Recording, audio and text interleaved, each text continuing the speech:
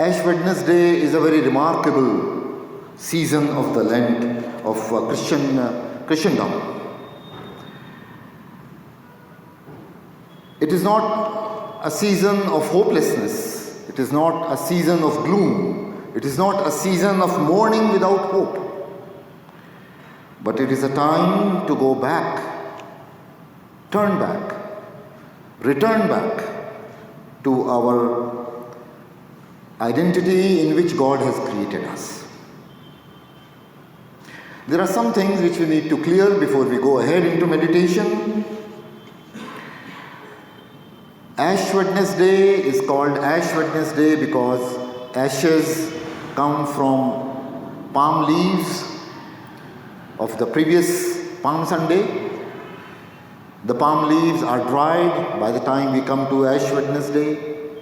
Palm leaves, which are a symbol of victory, of victorious entry of Jesus into Jerusalem, are burned down to ashes. And those ashes are kept as a blessing, as a symbol, as a metaphor that, Lord, without you, we are ashes. We want to start our Lent season, we want to start our Christian life from the ashes. Dust to dust and ashes to ashes. From that realization, from that feeling that our bodies are made of nothing but mud, earth, dust and ashes. It's very strange when we go to Billeri Cemetery, or any cemetery for that matter. When we go there and to attend some of our relatives, our friends, our church members' funeral, that cemetery does something to us. We begin to realize that our journey is a journey up to Billeri, up to cemetery. And that has a sobering effect on us. That visit to cemetery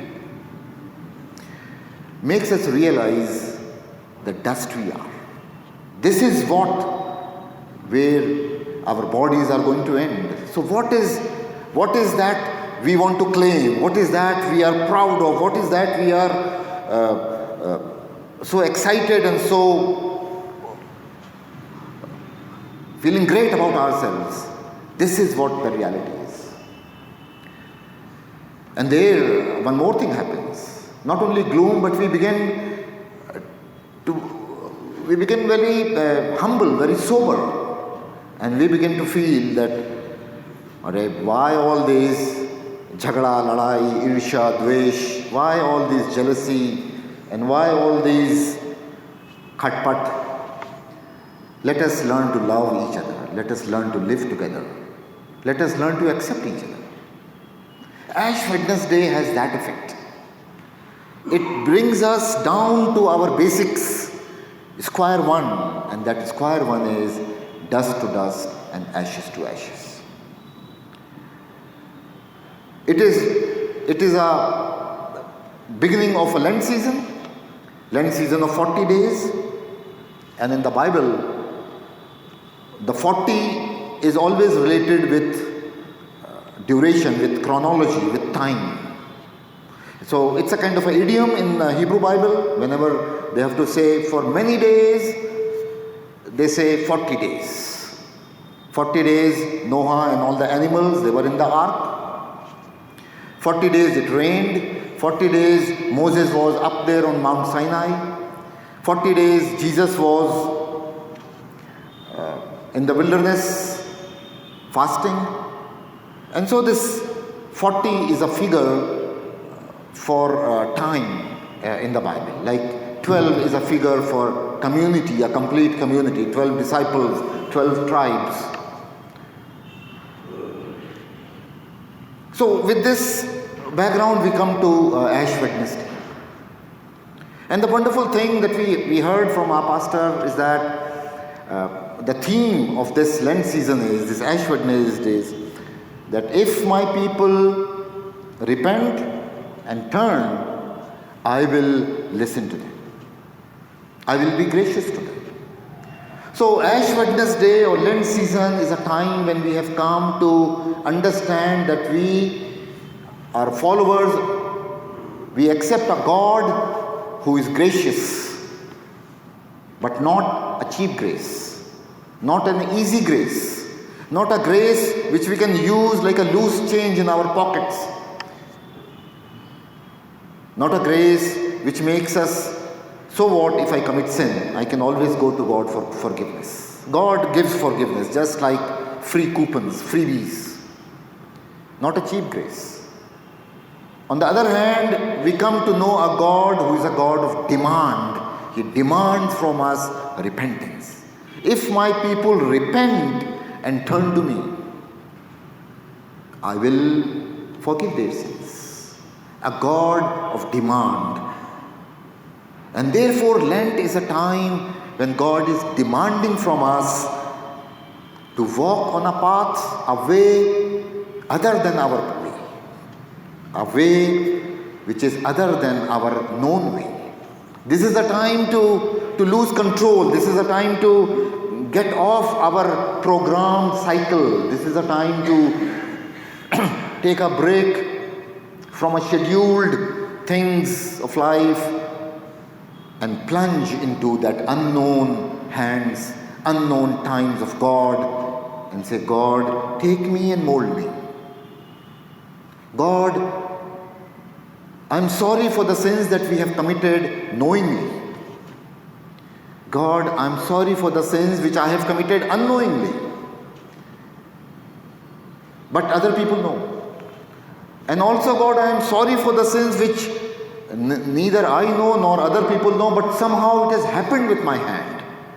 I wanted to do good, but it turned out to be something bad for somebody. I hurt somebody. I was an obstacle for somebody. I was not Jesus for somebody. Knowingly or unknowingly. And this is a time to plunge wholeheartedly and say, God, I want to walk in a path which is other than my known path, which is I'm going off the programmed path.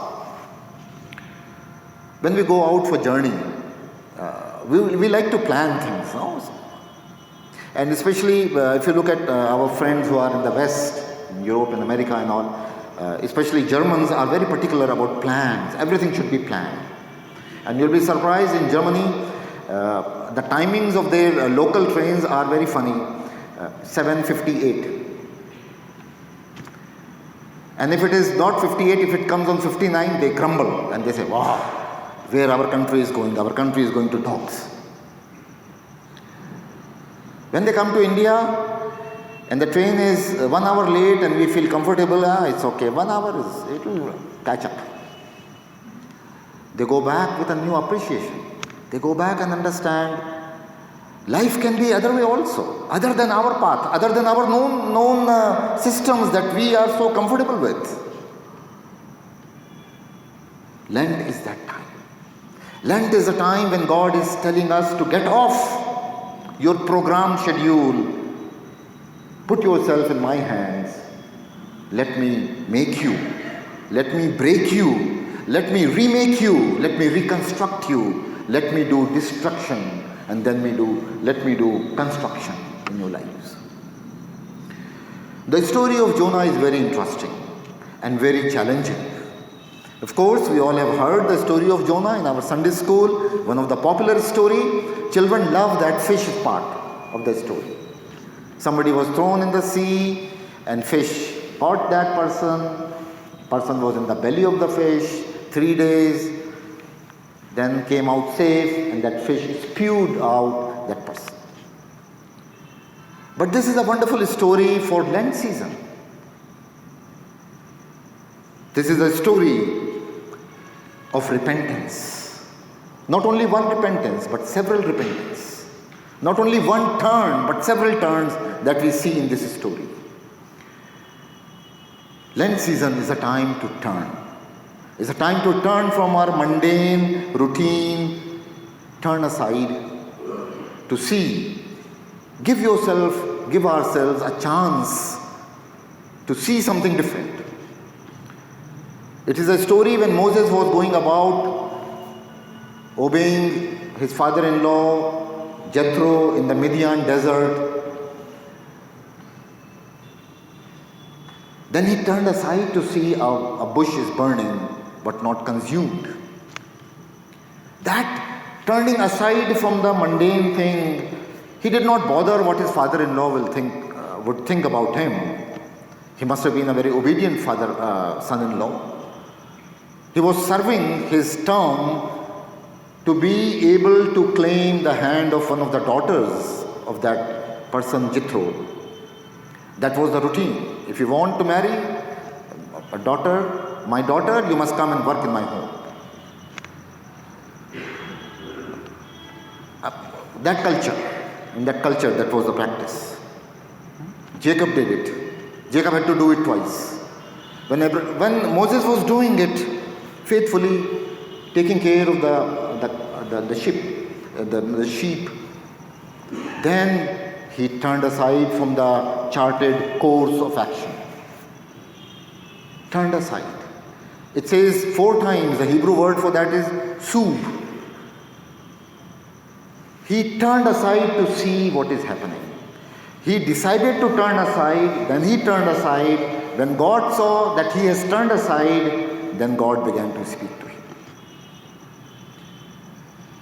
The turning aside to see burning bush did not end there. It ended Moses meeting God himself. God alone.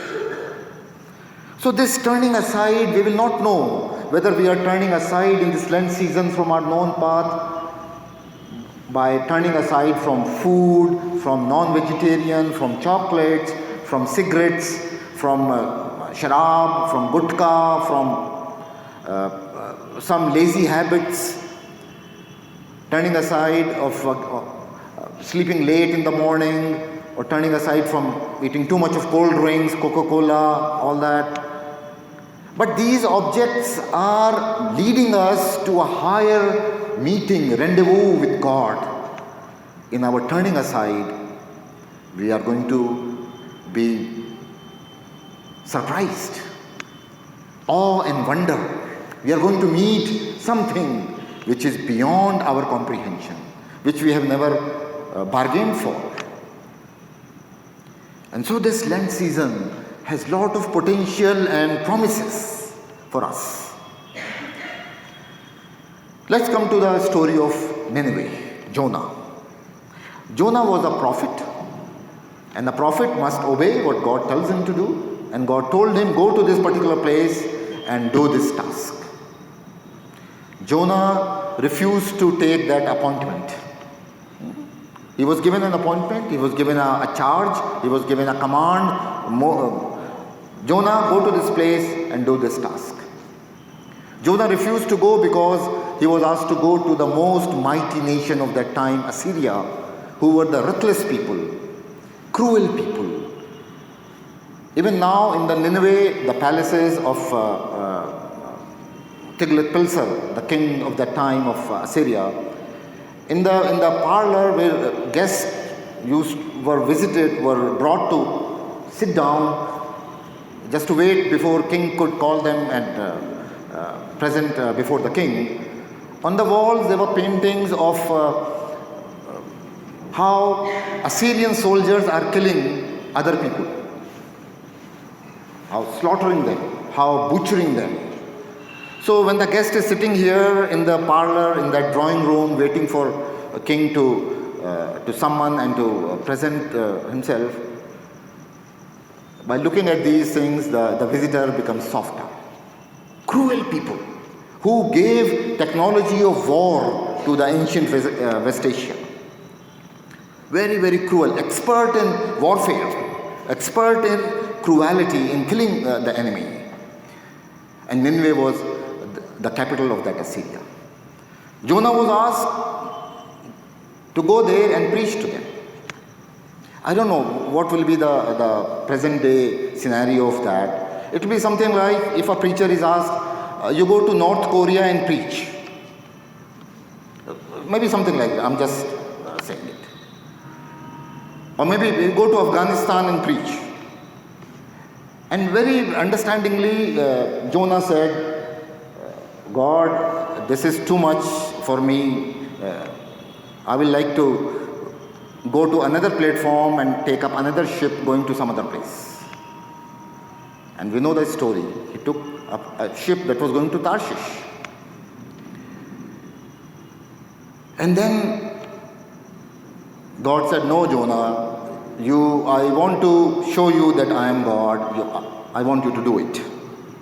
And it so happened, we know the story, a storm came, he was thrown out and all that, the ship swallowed him, spew him out on the shore. And lo and behold, he was in Nineveh, from where he was running away. He agreed, he turned, he changed. He said, God, I'm going to preach. But in his heart, he knew that his preaching is not going to be effective. His preaching is not going to bring fruits. And he knew in his heart that, okay, God, you are asking me to do, but you don't know those people. They are so ruthless. They are so cruel. They are so strong people. Nothing is going to happen. The first preacher in the Bible who did not believe in his own preaching, who never thought that my preaching is going to bring any effect. So he said, okay, you're asking me to do, I will do it. Just mechanically, he wanted to obey the orders. He went there and he started preaching. He did not expect that result. And lo and behold, what happened? The most powerful nation, from the king, people, officials, even cattle, even animals were willing to listen to that message and repent. So there was a turn in the prophet. Prophet repented and went. The people who were supposed to be very cruel, they repented and turned. Came.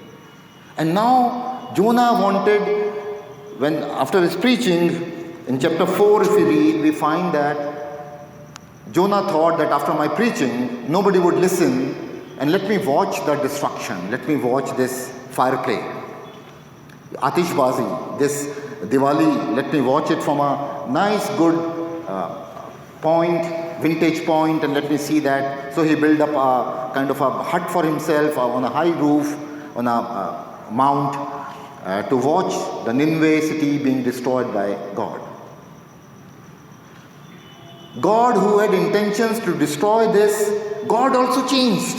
God also turned. God also repented from his anger. And he changed, and he became a gracious God, a forgiving God, a merciful God. And God said, if the theme of the Lent season, if my people repent and turn back to me, I will forgive them. So God forgave them. And God said, I'm not going to destroy. But this made our prophet very upset, and he became very angry on God. And he said, God, you took away from me a spectacle, what I was hoping to see, that at least my coming here would be worth that destruction thing, that fire and brimstone, and I would watch it. I would be so happy to see that. But God said, no.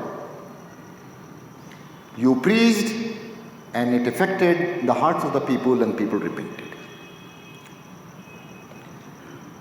Dear friends, this Lent season is calling us to take that turn. Take that turn into unknown. Take that turn into that area which we have guarded so secretly, so strongly in our lives, where we did not allow God to enter. Which we have already decided a kind of a secluded area of our mind, subconscious part of our brain, which we have already sorted out in our mind that God, for you this much, and this is something which is very personal. Sorry, don't interfere into that part. That is my own. And nobody knows you. And even God, you should also not bother about that. That is me. That is my personal thing. And what happens? Sunday after Sunday we come to church and we offer confession of sins, which is a very generic term, a very generalized confession. God, forgive my sins. And we go out happy, God has forgiven my sins. But this Lent, God is asking us to take a specific turn from a specific act into a specific direction. Let's come out of our generic confessions of faith, routine confessions of faith, asking for God, forgive my sins, and then feeling okay about this. And this is the biggest challenge when we live in a compromised personality, in a compromised form. Turn only little bit. Several cars have steering wheel, and that steering wheel has a angle how much it turns the wheels. And each car has their own limit. Beyond that, it will not turn. And so perhaps that kind of a thing is fixed into our mind also. We turn only up to a limit, not beyond that. So we live in a compromised arrangement, a working arrangement, which is partly Christian, partly selfish, partly worldly, partly evil. A very good working arrangement of these 3-4 things, and very comfortable, easy, very compromised situation. Okay, God, you wanted me to come to church, I come. What more? You want me to be honest with my job? I'm honest, I'm punctual, I'm doing it nicely. That also is okay. But maybe there is some part which is still needs to be surrendered to God, which is still needs to be brought forth onto the table of discussion. Some part, some area of our known or our unknown mind and behavior, which we need to bring to Lord. John Wesley, in his preaching, in his theology, was talking about Christian perfection. And several people criticized him and said, Christian perfection will only come when we will reach heaven, not on this earth. It's not possible. But John Wesley was constantly preaching and saying, Christian perfection is a reality. Yes, it is a journey. Yes, it is a walk. Yes, it is a process.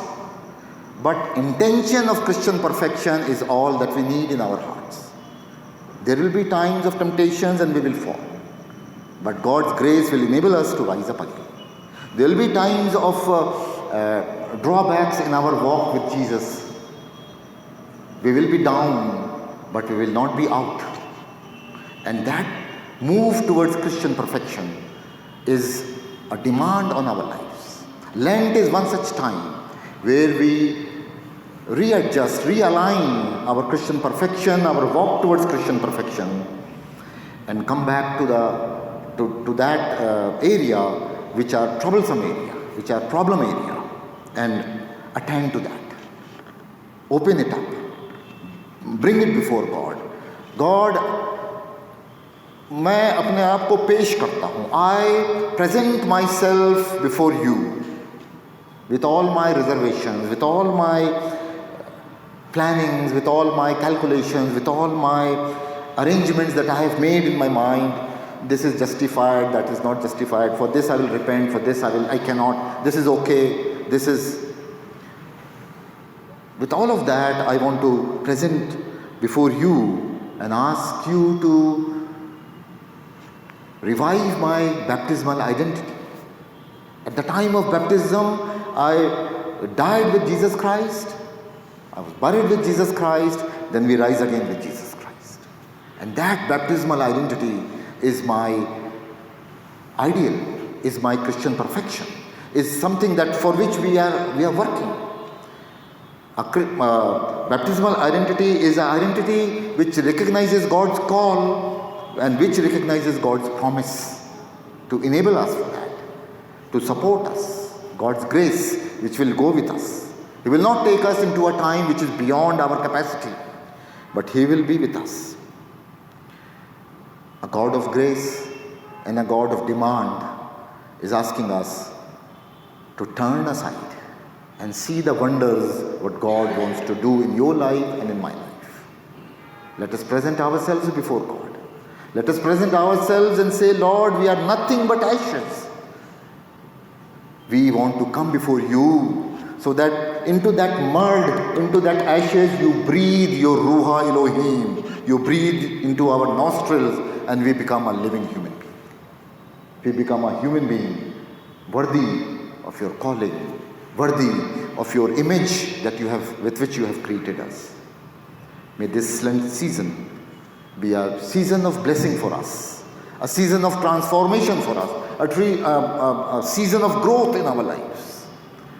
It will be successive, it will be step by step, it will be slow, but ultimately on the day of Good Friday and on the day of Easter, we will see that we rise again with Jesus into a new horizon, into a new personality, into a new world that God has created for us. May God bless us all. May God give us grace. May God give us confidence to let loose into the hands of God. And God will bless us. Amen.